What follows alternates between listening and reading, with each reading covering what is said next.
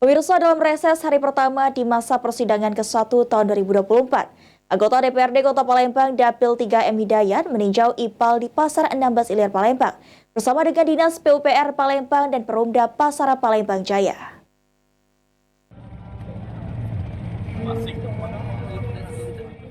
Pada reses hari pertama masa persidangan ke-1 tahun 2024, anggota DPRD Kota Palembang M. Hidayat meninjau wilayah yang terdampak instalasi pengolahan air limbah atau IPAL, yakni di Pasar 16 Ilir Palembang. Bersama dengan Dinas PUPR Palembang dan Perumda Pasar Palembang Jaya, M. Hidayat meminta percepatan IPAL untuk diukur, mulai dari normalisasi saluran, pembangunan, serta perbaikan. Percepatan IPAL akan diusulkan ke APBD Perubahan, kemudian dilanjutkan pembahasan tersebut ke DPRD Kota Palembang, Komisi 3 dan Badan Anggaran DPRD Kota Palembang. Di lokasi IT1, tepatnya di Pasar 16 dan wilayah yang berdampak IPAL. Jadi kita akan tadi sudah berkomunikasi dengan kepala dari perwakilan dari PU PSDA bahwa saya minta untuk percepatan IPAL ini untuk diukur semua dari normalisasi salurannya dan pembangunan perbaikan di IPAL-nya. Jadi nanti akan kita susulkan di APBD Perubahan. Jadi kalau kita masih menunggu anggaran kementerian-kementerian, itu sampai kapanpun tidak akan menjadi konsentrasi pembangunan kita. Karena kita ada APBD, ya kita gunakan APBD dulu yang ada.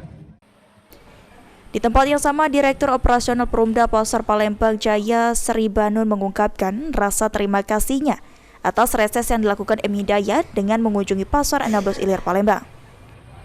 Kami terima kasih ya kepada Bapak Hidayat yang sudah meluangkan waktunya, kesempatannya untuk reses hari ini, dan kami di sini mudah-mudahan kedepannya Pasar 16 tidak banjir lagi ya dengan adanya bantuan dari DPR melalui Bapak Hidayat ya. Tidak ada lagi banjir, saluran juga lancar.